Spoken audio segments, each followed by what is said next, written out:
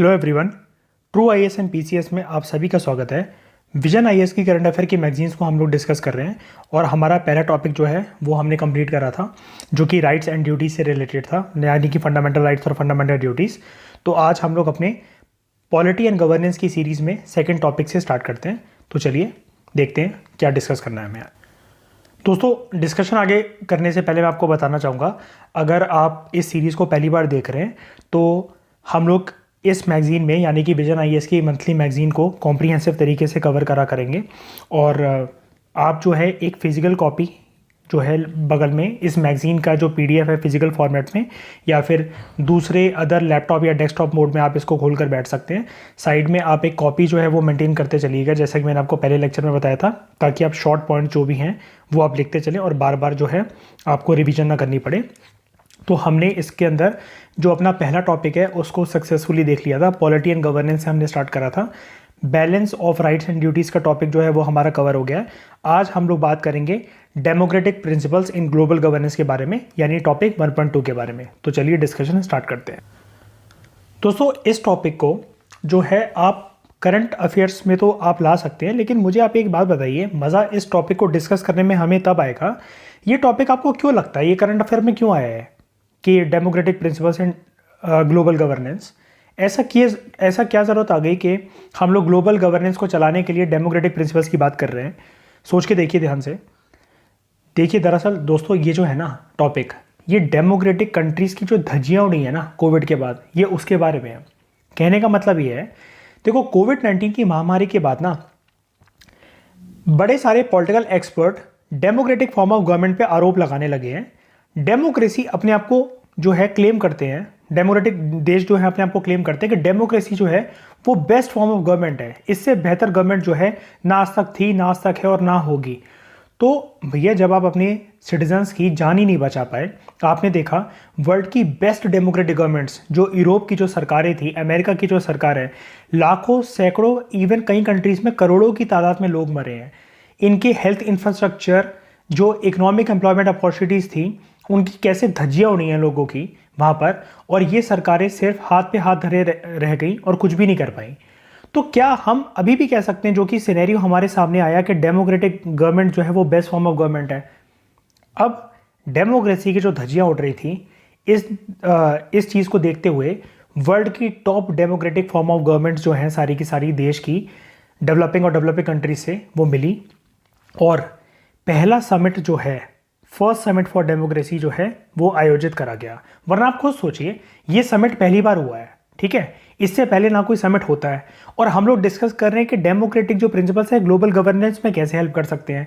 ये एकदम से इशू क्यों आ गया? अभी तक क्या सो रहे थे जो इतने सालों से जो डेमोक्रेसी का नारा जो वर्ल्ड में लगता है, तब नहीं बता पाए कि डेमोक्रेटिक प्रिंसिपल जो है ग्लोबल गवर्नेंस में कैसे हेल्प करते हैं? ये समिट अभी तक कहाँ थी? ये अभी क्यों 2021-22 में ये समिट अभी क्यों आने बैठी है? अब ऐसी चीज़ों के ऊपर जो है वो चर्चा क्यों होने लगी है कि डेमोक्रेटिक जो प्रिंसिपल्स हैं वो ग्लोबल गवर्नेंस को चलाने में, देश को चलाने में, जनता की भलाई करने में यूज़ हो सकते हैं। एक्चुअली यहाँ पर दोस्तों बात एक तरीके से ना डेमोक्रेसी की मार्केटिंग की है। जब किसी कंपनी की धज्जियाँ उड़ने लग जाती है ना, तो वो एडवर्टीजमेंट चला चला के अपने प्रोडक्ट को बचवाने की कोशिश करते हैं। सिमिलर चीज़ें डेमोक्रेटिक सरकारें कर रही हैं कोविड-19 की महामारी के बाद। जो अपने आप को वेलफेयर स्टेट कहते थे, डेमोक्रेटिक स्टेट कहते थे, अपनी जनता को बचाने में जो असमर्थ रहे हैं, उसके बाद एडवर्टीजमेंट तो करेंगे ना। तो ये एक प्रकार की एडवर्टीजमेंट है। अब आप इस आर्टिकल को सुनिएगा। अब आपको, वैसे तो मुझे नहीं लगता कुछ नई चीज़ आपको इसके अंदर मिलेगी, बस कुछ एस्पेक्ट है मेंस आंसर राइटिंग से रिलेटेड, वो आप जान जाओगे। अब आपको मजा आएगा इस आर्टिकल को सुनने में। कंटेक्स्ट हमने पूरा बिल्ड कर लिया, जो कि छुपी हुई बात थी इस आर्टिकल के अंदर, जो कि राइटर हमें बता नहीं रहा था। ठीक है, अब डिस्कशन स्टार्ट करते हैं अपनी। कंटेक्स्ट दोस्तों देखिए, ये है, हाल ही में पहला समिट आयोजित हुआ डेमोक्रेसी का, और उस समिट के दौरान हमारे प्रधानमंत्री श्री नरेंद्र मोदी जी ने इस चीज़ के आह्वान करा, दुनिया के सामने आकर एडवोकेट करा कि डेमोक्रेटिक प्रिंसिपल्स जो हैं वो ग्लोबल गवर्नेंस सिस्टम को चलाने के लिए बेस्ट गाइड का काम करते हैं। तो इस समिट के बारे में हम लोग जानते हैं, ये 2 स्टेज की एक बहुत ही ऐतिहासिक प्रेसिडेंशियल इनिशिएटिव था, जो कि यूएसए की तरफ से आया। इसके अंदर 2 चीज़ों के ऊपर बहुत फोकस करा गया, एक डेमोक्रेसी और दूसरा ह्यूमन राइट्स, जो कि यूएसए की फॉरेन पॉलिसी का एक तरीके से ऐसा माना जाता है कि उसका दिल है। मतलब यूएसए अपनी फॉरेन पॉलिसी को परस्यू हमेशा इन दो प्रिंसिपल्स पे करता है, एक डेमोक्रेसी के प्रिंसिपल पे और एक ह्यूमन राइट्स के बेसिस के प्रिंसिपल पे। अब आप देखिए, यूएसए अपनी फॉरेन पॉलिसी को इस मकसद से परस्यू करता है। लगता है कि आपको ऐसा, अरे भाई अगर तुम्हारे फॉरेन पॉलिसी का हार्ट का ये दो प्रिंसिपल्स थे, डेमोक्रेसी और ह्यूमन राइट्स, तुम अफगानिस्तान को छोड़ के क्यों निकले? वहां तुम्हें नहीं दिखा ह्यूमन राइट्स क्या होता है?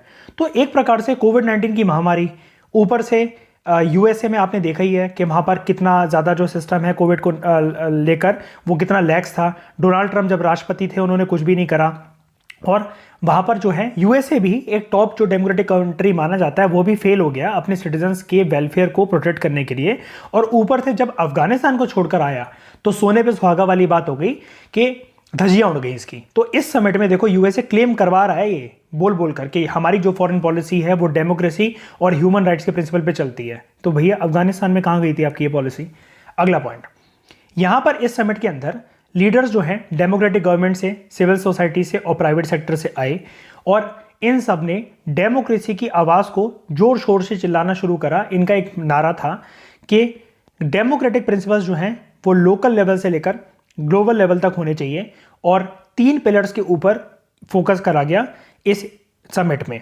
पहला, यहां पर देखिए, ये आपको जो है यहां पर दे रखा है कि इमेज के अंदर आपको दिखा रखा है, इन 3 पिलर्स के ऊपर फोकस करा गया। जब भी डेमोक्रेसी के बारे में अगर आपको आए तो समिट फॉर डेमोक्रेसी का एग्जांपल लेकर आप 3 स्ट्रॉन्ग पिलर्स जो डेमोक्रेसी के हैं, आप इस कोई भी मतलब डायग्राम वगैरह बनाकर आप इन 3 पिलर्स को दिखा सकते हैं। पहला पिलर ये है कि डेमोक्रेसी को कैसे स्ट्रेंथन करा जाए और ऑथोरिटेरियन रिजीम्स को कैसे काउंटर करा जाए।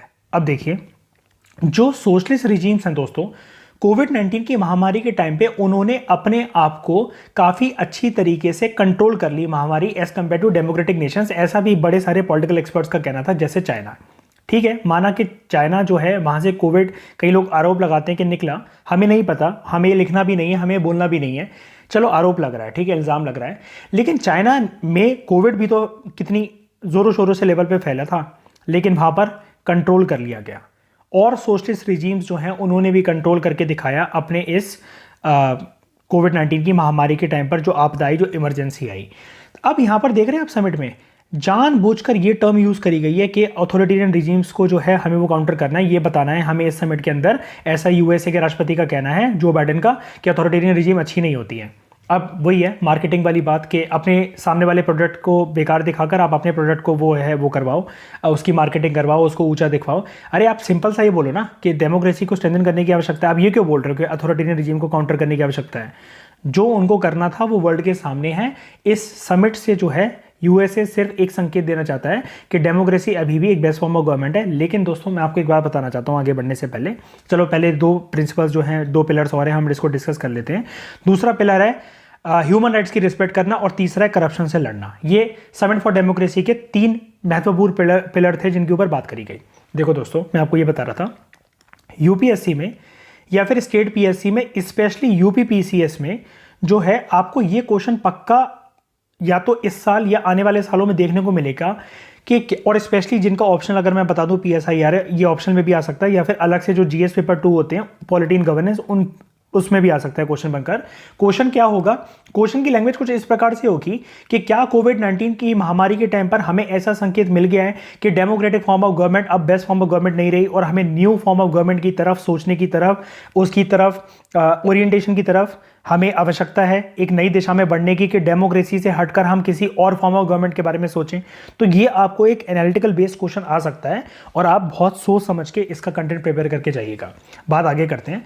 इस समिट में दोस्तों हुआ क्या, यूएसए जो है, यूएसए ने एक जो है एक चीज लॉन्च करी। यहां पर देखिए, presidential initiative for democracy renewal, कि डेमोक्रेसी को रिन्यू करने की आवश्यकता है। देखिए दोस्तों, जो मैंने आपको शुरू में कंटेक्स्ट बताया ना, सारी बातें उसी से देखो मैच कर रही हैं। अरे डेमोक्रेसी रिन्यू कर रहे हो तुम यार, तो अभी वो गायब कहाँ हो गई थी वर्ल्ड से, ठीक है? और तुम जो अपने आप को one of the best democratic form of government बताते हो, इसको जरूरत पड़ रही है ये बोलने की, ये इनिशिएटिव लॉन्च करने की, presidential initiative for democracy renewal.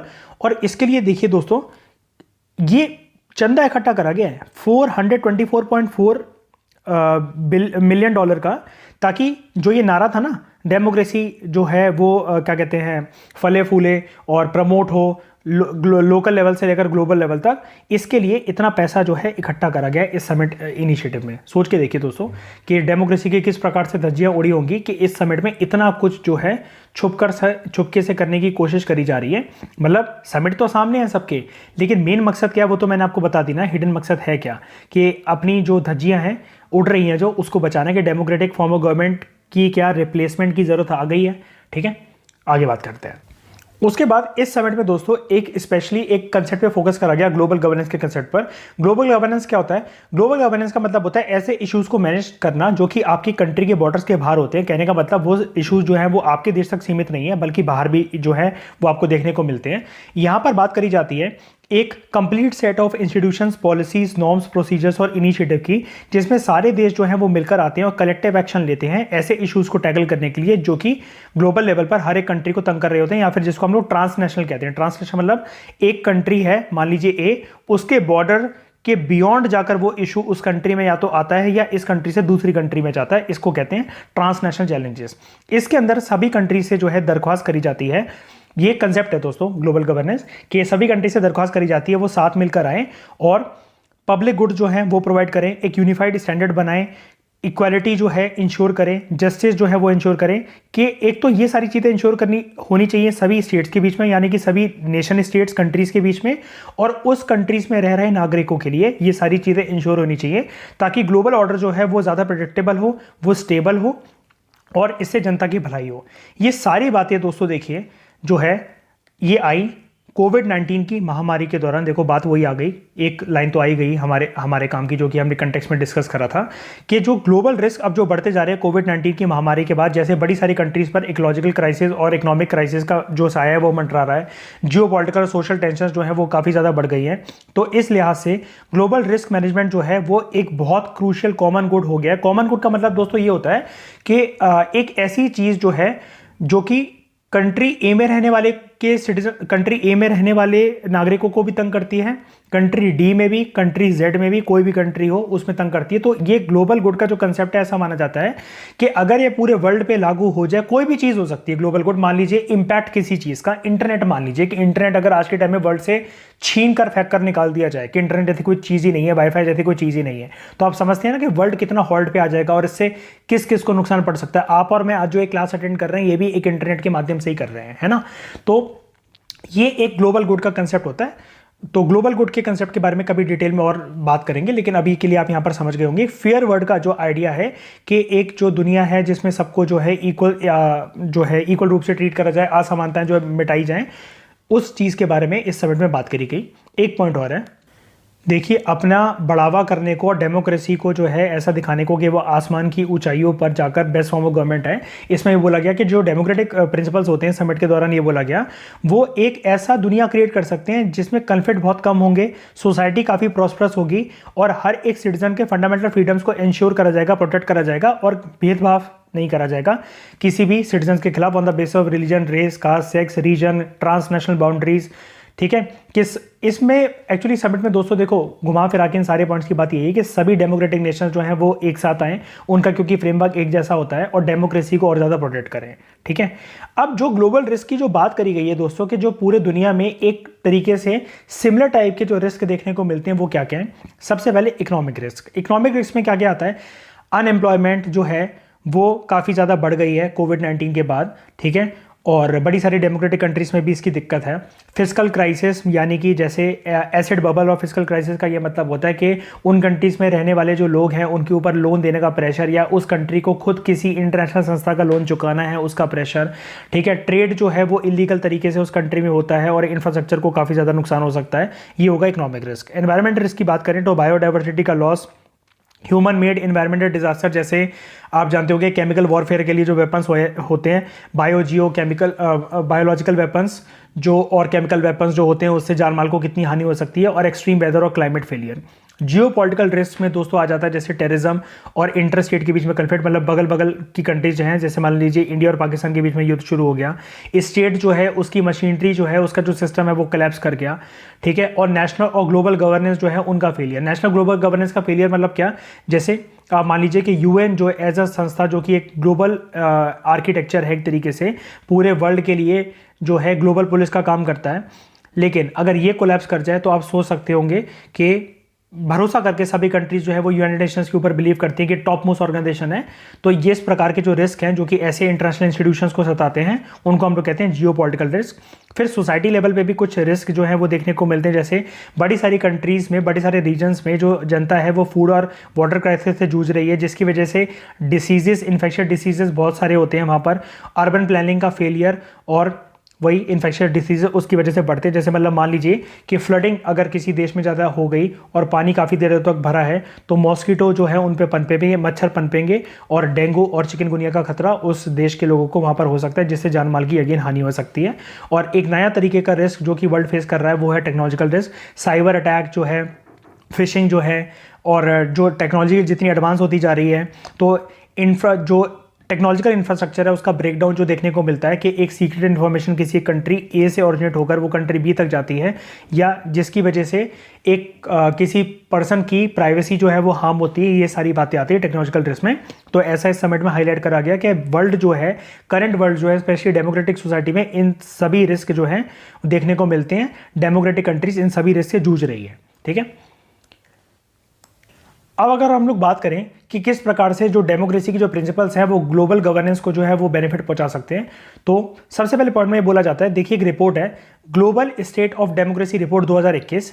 इस रिपोर्ट में ये आइडेंटिफाई करा गया है कि एक अच्छी डेमोक्रेसी के ना 5 कोर प्रिंसिपल्स होते हैं, ठीक है, जो कि पूरे वर्ल्ड में डेमोक्रेटिक गवर्नेंस को इंप्रूव करने में मदद कर सकते हैं। आइए यहां पर जानते हैं, आप इस इन्फोग्राफी की तरफ देखिए। डेमोक्रेसी जो है उसके 5 इंपॉर्टेंट पिलर्स जो माने जाते हैं वो है रिप्रेजेंटेटिव गवर्नमेंट, जिसमें क्लीन इलेक्शंस जो होते हैं वो होंगे, इलेक्शन में धांधलेबाजी नहीं होती ऐसा माना जाता है, और यूनिवर्सल सफरेज, मतलब हर एक वो पर्सन जिसने 18 साल की एज अटेन कर ली हो वो इलेक्शन में खड़ा भी हो सकता है और वो वोट भी कर सकता है। पॉलिटिकल पार्टीज के ऊपर किसी भी तरह का प्रेशर नहीं रहता, और जो जनता है वो चुनकर भेजती है अपनी सरकार को, और वो सरकार को अगर नाखुश है तो 5 साल में चेंज भी कर सकती है। उसके बाद पार्टिसिपेटरी एंगेजमेंट, सिविल सोसाइटी का काफ़ी ज़्यादा पार्टिसिपेशन देखने को मिलता है हमें। इलेक्टोरल पार्टिसिपेशन होता है, डायरेक्ट डेमोक्रेसी होती है, और लोकल डेमोक्रेसी जैसे पंचायती राज इंस्टीट्यूशन या फिर अर्बन लोकल बॉडीज़ का कंसेप्ट होता है। एडमिनिस्ट्रेशन जो होता है इम्पार्शियल होता है, जिसका प्रेडिक्टेबल इन्फोर्समेंट हो सकता है, यहाँ पर करप्शन की एब्सेंस होती है, गवर्नमेंट के ऊपर चेक लगा जा सकता है क्योंकि पार्लियामेंट बहुत स्ट्रांग होता है, जुडिशरी इंडिपेंडेंट होती है, मीडिया के पास जो होते हैं राइट्स होते हैं, फ्रीडम होती है कि वो जो भी मर्जी चाहे सच्ची खबर हो वो दिखा सके, और फंडामेंटल राइट्स जो हैं जनता के पास होते हैं जिससे उनको न्याय मिलना काफ़ी आसान हो जाता है, उनके पास सिविल लिबर्टीज़ होती हैं और सोशल राइट्स होते हैं और इक्वलिटी होती है। तो ये माना जाता है कि एक अच्छी डेमोक्रेटिक सोसाइटी के ये 5 कोर एस्पेक्ट्स होते हैं, 5 फंडामेंटल एट्रीब्यूट्स होते हैं। ठीक है, अब अगर हम लोग बात करें मेजर फायदे होते क्या है डेमोक्रेटिक प्रिंसिपल्स के ग्लोबल गवर्नेंस के अंदर, जैसा कि हमने ये डिस्कस करे, तो सबसे पहले तो नेटवर्किंग जो होती है, जो लोगों के बीच में, कंपनीज के बीच में, नेशन स्टेट के बीच में और इंटरनेशनल इंस्टीट्यूशन के बीच में होती है, इन सबके पार्टनरशिप की वजह से जो कॉमन गुड का जो आइडिया है कि जिसमें सिटीजन को फोकस रख के जनता की भलाई पे फोकस करा जा सकता है, ये आइडिया और भी स्ट्रांग हो जाता है। इसकी वजह से ग्लोबल डेवलपमेंट गोल्स जो होते हैं वो अचीव होने लग जाते हैं अगर आप इन डेमोक्रेटिक प्रिंसिपल्स पर फोकस करते हो, ऐसा राइटर का कहना है। यूनिवर्सली एक्सेसिबल और जो सिटीजन सेंट्रिक पब्लिक सर्विसेज होती है जिसमें सिर्फ जनता को कोर पे फोकस रख के कोई भी डिसीजन लिए जाते हैं, ये एम्स एंड ऑब्जेक्टिव्स अचीव करना काफ़ी आसान हो जाते हैं। फंडामेंटल फ्रीडम जो होता है वो ग्लोबल तरीके से हर एक नागरिक का, हर एक देश में रहने वाले, हर एक सोसाइटी में रहने वाले लोगों का इंश्योर होता है जब आप स्ट्रेंथन कर देते हो इंटरनेशनल ग्लोबल गवर्नेंस सिस्टम्स को, जैसे यूएन और रूल बेस्ड रिजीम्स के थ्रू। रूल बेस्ड रिजीम्स के थ्रू मतलब यूनाइटेड नेशंस या ग्लोबल संस्था भी जो है उनके लिए भी कुछ रूल्स और चार्टर्स जो होते हैं, जब उनका पालन करके वो अपने आप को फंक्शन करते हैं, अल्टीमेटली इससे जो है जनता की भलाई होती है, ऐसा माना जाता है। उसके बाद नेक्स्ट पॉइंट में दोस्तों ये बोला गया है, ये अटपटा सा पॉइंट आपको लग सकता है लेकिन आराम से समझते हैं। कंटेम्प्रेरी ह्यूमन इंटरेक्शन जो है उसको प्रमोट करना चाहिए हमें, न्यू एज के एक्टर्स को इंक्लूड करके गवर्नेंस के अंदर। अब न्यू एज के एक्टर्स का यहाँ पर क्या मतलब है, सिंपल सा यहाँ पर मतलब है जैसे टेक्नोलॉजी की मदद से जो है वो गवर्नेंस इंप्रूव करी जा सकती है। गवर्नेंस का जो है सेगमेंटेशन हो और फ्रेगमेंटेशन भी हो, मतलब एक तरीके से जैसे यूएन जो है वो किसी कंट्री को इंस्ट्रक्शन दे रहा है, कंट्री जो है उसके अंदर जितने भी स्टेट्स हैं उनको इंस्ट्रक्शन दे रहा है। स्टेट जो है लोकल लेवल पर, मान लीजिए हमारे देश में पंचायती राज इंस्टीट्यूशन या अर्बन लोकल बॉडीज को इंस्ट्रक्शन दे रहा है। इस वजह से एक कॉमन फ्रेमवर्क वर्ल्ड में इवॉल्व होकर आ सकता है कि बात निकली यूएन से, वो पहुंची देश की सरकार तक, देश की सरकार ने राज्य की सरकारों को निर्देश दिया और राज्य की सरकारों ने पब्लिक जो लोकल बॉडीज हैं उनसे इनका पालन करवाया। अल्टीमेटली बात पहुंची जनता तक और जनता का इससे जो है फायदा हुआ, भला हुआ। ठीक है, उसके बाद कॉमन बट डिफरेंशिएटेड रिस्पॉन्सिबिलिटीज जो है उसको प्रमोट करना चाहिए ग्लोबल इश्यूज को जो है एड्रेस करने के लिए और वैल्यूज को एंश्राइन करने के लिए, जैसे जस्टिस जो है, न्याय जो है हर किसी के पास इक्वल तरीके से पहुंचे। कॉमन बट डिफरेंशिएटेड रिस्पॉन्सिबिलिटीज का देखिए जो दोस्तों जो कंसेप्ट है, ये प्रिंसिपल दोस्तों ये मानता है, ध्यान से सुनिएगा, कि देखिए रिस्पॉन्सिबिलिटी तो सबकी कॉमन है कि हमें वर्ल्ड में एनवायरनमेंट को, जनता जो एनवायरनमेंट को प्रोटेक्ट करना है, जनता की भलाई को इंश्योर करना है। लेकिन एक चीज़ की रिस्पॉन्सिबिलिटी दो लेवल के एक्टर्स पर अलग अलग हो जाएगी। कहने का मतलब ये है, देखिए वर्ल्ड में दो लेवल की कंट्रीज होती हैं मेनली, डेवलप्ड और डेवलपिंग।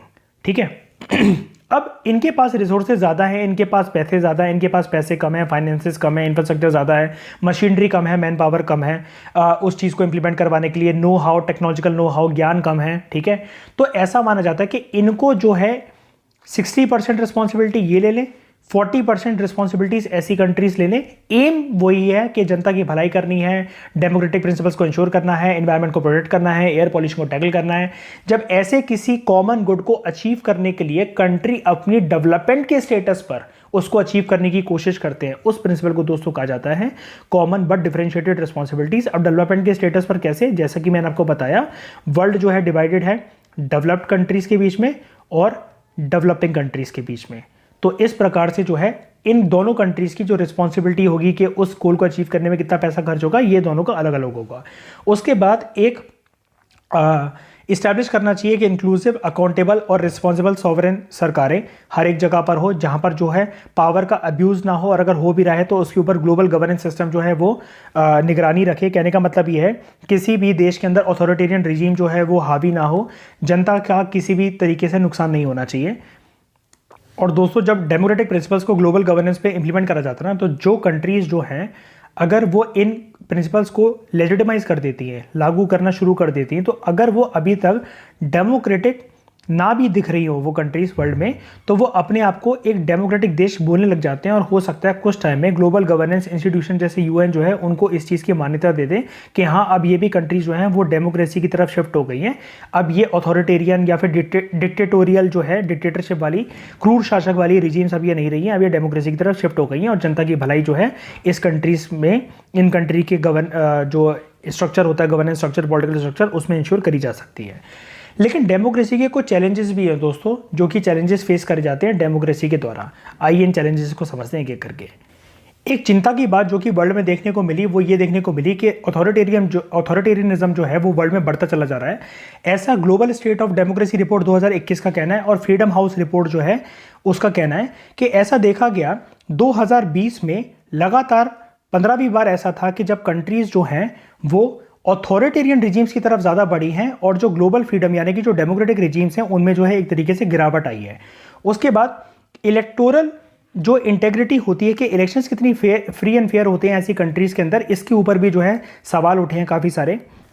अब कोविड-19 के टाइम पर दोस्तों आपने देखा कि कितनी सारे जो है रिस्ट्रिक्शन थे, इलेक्शंस भी जो है उनकी जो पोलिंग प्रमोशन हुई वो ऑनलाइन तरीके से हुई। तो बड़े सारे पॉलिटिकल एक्सपर्ट्स का ये आरोप है कि डेमोक्रेटिक कंट्रीज के अंदर जैसे यूएसए और दूसरी डेमोक्रेसी के अंदर इलेक्टोरल इंटेग्रिटी जो है वो कोविड-19 पैंडेमिक के टाइम पे जो है वो कॉम्प्रोमाइज़ हुई।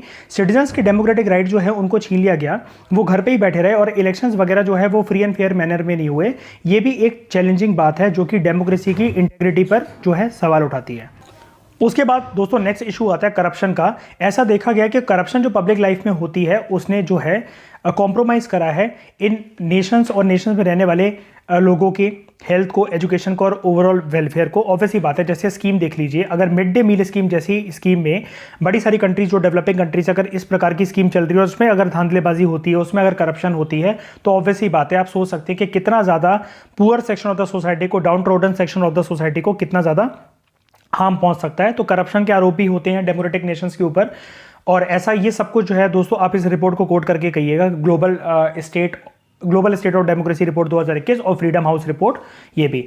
डिस इन्फॉर्मेशन, ऐसा माना जाता है, बड़े सारे पॉलिटिकल एक्सपर्ट्स का और आरोप लगाने वालों का ये कहना है, स्पेशली इस रिपोर्ट के अंदर भी ये वाली बात कही गई है कि जो मीडिया है इन कंट्रीज में, डेमोक्रेटिक रिजीम्स में, वो बिकी हुई है, वो डिस इन्फॉर्मेशन को प्रमोट करती है, ना कि जो ऑनेस्ट और जो इंटीग्रल इन्फॉर्मेशन है उसको प्रमोट करना, जिसकी वजह से जो सरकार करंट स्टेटस में होती है उसके प्रोपेगेंडा को जो है वो हवा मिलती है। टेक्नोलॉजी का मिसयूज कर जनता को कुछ भी लोकल लेवल पर, ग्लोबल लेवल पर दिखा दिया जाता है, किसी की भी इमेज जो है वो टार्निश कर दी जाती है, किसी भी एक पार्टी को उठा दिया जाता है, दूसरी पार्टी को गिरा दिया जाता है। तो ये हो गया डिसइंफॉर्मेशन का। और ये 4 जो है ये मुद्दे हैं, अगर आपसे आए कि डेमोक्रेसी के करंट चैलेंजेस वर्ल्ड क्या फेस कर रहा है, तो आप ये 4 जो है इनको लिख सकते हैं।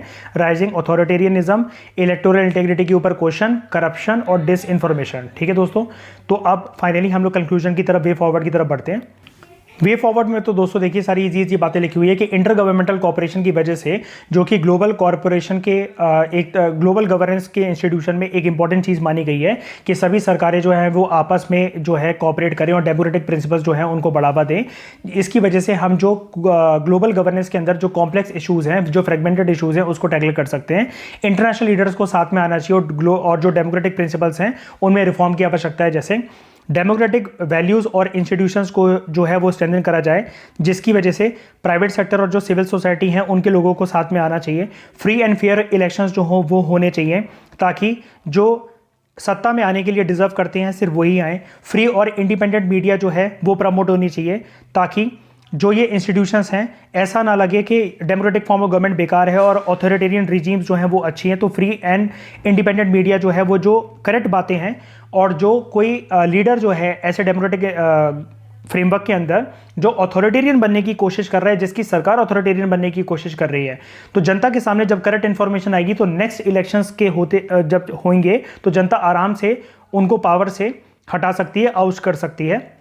ठीक है, तो ये करप्शन को है दोस्तों, उससे लड़ने की आवश्यकता है। नई नई अप्रोचेस का सहारा लेकर, जैसे big data, artificial intelligence, digital technologies, जो टेक्नोलॉजी एडवांस होती जा रही है वो डेमोक्रेसी में यूज़ होनी चाहिए, और इमर्जिंग टेक्नोलॉजीज़ जो है उनके बारे में सोच विचार करने की ज़रूरत है। जैसे डेमोक्रेटिक कंट्रीज़ को जो है इन चीज़ों को अपनाना चाहिए, या फिर इसके ऊपर एटलीस्ट रेगुलेशन लाकर जो है, जो कि वर्ल्ड से ताकि compete कर सकें ऐसे सिटीजन्स जो है कि दुनियादारी में चल क्या रहा है, इससे जो है सिटीजन्स जो पीछे ना रह जाएं। तो सोशल मीडिया, क्रिप्टो करेंसी के जो इश्यूज़ हैं वो एक तरीके से रेगुलेटेड वे में सिटीजन्स के सामने एटलीस्ट होनी चाहिए। ऐसा नहीं कि आप पूरे का पूरा उनसे छीन लो। जैसे अभी इंडिया में बात चल रही है कि क्रिप्टो के ऊपर एक बिल आने वाला है और क्रिप्टो करेंसी जैसे बिटकॉइन वगैरह कंप्लीट तरीके से बैन कर दिए जाएंगे, तो ऐसा भी नहीं होना चाहिए। उसके बाद डेमोक्रेसी डेफिसिट जो है उनको एड्रेस करने की जरूरत है। कोई इंस्टीट्यूशन अगर ऐसी कंट्री में वीक है जिसकी वजह से गवर्नेंस जो है वो वीक होती जा रही है, तो उस इंस्टीट्यूशन को जो है पुअर इंस्टीट्यूशंस को या उसकी गवर्नेंस को स्ट्रॉन्ग बनाने की आवश्यकता है। उसके बाद जो ट्रांजिशनल डेमोक्रेसीज हैं और जो रीजनल एफर्ट्स हैं उनको हमें सपोर्ट करना चाहिए। रीजनल ग्रुपिंग को भी स्ट्रॉन्ग बनाने की बहुत ज़्यादा आवश्यकता है। ऐसा नहीं सिर्फ ग्लोबल लेवल पे ही डेमोक्रेसी के प्रिंसिपल्स को प्रमोट करना चाहिए। जैसे रीजनल बॉडीज़ जो होती हैं, आसियान हो गई, EU हो गई, हमारे इंडिया और इंडिया के आसपास के नेबरिंग कंट्रीज़ की जैसे ऑर्गेनाइजेशन है सार्क, तो इनमें भी ये सारी चीज़ें डेमोक्रेटिक प्रिंसिपल जो है प्रमोट हो, ताकि एक सबसे पहले देखिए बात शुरू होती है लोकल लेवल पर, फिर स्टेट लेवल पर, फिर कंट्री लेवल पर, फिर रीजनल लेवल पर, और फिर बात आती है ग्लोबल लेवल की। तो ग्लोबल लेवल से अगर हमें लोकल लेवल तक ये सारी चीज़ें पहुंचानी है, या फिर अगर हम ऐसा कहें कि लोकल लेवल से ग्लोबल लेवल तक लेकर जानी है, तो रीजनल ऑर्गेनाइजेशंस का भी एक बहुत बड़ा रोल है उसके अंदर। और उसके बाद हमें ग्लोबल इंस्टीट्यूशंस में रिफॉर्म लाने की जरूरत है। जैसे यूनाइटेड नेशन सिक्योरिटी काउंसिल, अक्सर इसके ऊपर एक आरोप लगता रहता है कि इसके अंदर अभी तक 5 परमानेंट मेंबर्स ही हैं सिर्फ और सिर्फ, इसको बढ़ाने की आवश्यकता है और नॉन परमानेंट मेंबर्स की सीट्स को भी इंक्रीज करा जाए, ताकि वेरियस डिसीजन मेकिंग एक्टर्स जब इंटरनेशनल प्लेटफॉर्म पर उतरेंगे, यानी कि यूनाइटेड नेशंस के एक तरीके से स्टेज पर जब वो उतरेंगे, तो वो वर्ल्ड को बेटर एक बड़े लेंस से देख सकते हैं और माइक्रो और मैक्रो इश्यूज को टैकल करा जा सकता है। और सभी कंट्रीज के बीच में पार्टनरशिप जो है वो इंश्योर होनी चाहिए, जो हमने ऊपर ग्लोबल रिस्क पढ़े उनको एड्रेस करने के लिए। तो ये हमने आर्टिकल देखा दोस्तों कि किस तरीके से डेमोक्रेटिक प्रिंसिपल्स जो है ग्लोबल गवर्नेंस में हेल्प कर सकते हैं। ठीक है, तो ये आप मेंस आंसर राइटिंग में काफ़ी अच्छे से यूज़ कर सकते हैं, स्पेशली वो जो रिपोर्ट थी 2021 वाली, जिसके अंदर ऑथोरिटेरियन रिजीम्स और वो सब बातें बोली गई, आप उसको ज़रूर कोट करिएगा। और ये जो पिलर्स हैं साइड में जो इन्फॉर्मेशन दी हुई है, मेजर ग्लोबल रिस्क, आप इनको डायग्राम की फॉर्म में आंसर में बनाकर आ सकते हैं। तो दोस्तों आज की डिस्कशन में फिलहाल इतना ही। Thank you very much for discussion.